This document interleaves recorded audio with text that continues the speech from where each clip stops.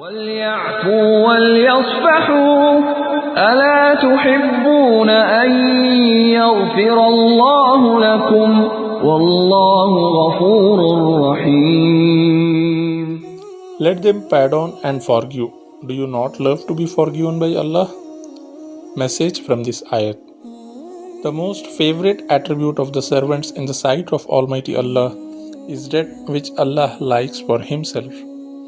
Allah forgives and likes to forgive, so He loves those among His servants who forgive others and forgive them. One day Prophet ﷺ encouraged his companions to do charity. Hazrat Alba bin Zayd was short of money. He didn't have anything to give in charity. So he stood up and said, "O Messenger of Allah ﷺ, whoever wronged me and harmed my honor, I forgive them. I forgive everyone for the sake of Almighty Allah." Means, this is the charity from me. The next day, Holy Prophet ﷺ inquired, "Where is Alba bin Zayd?"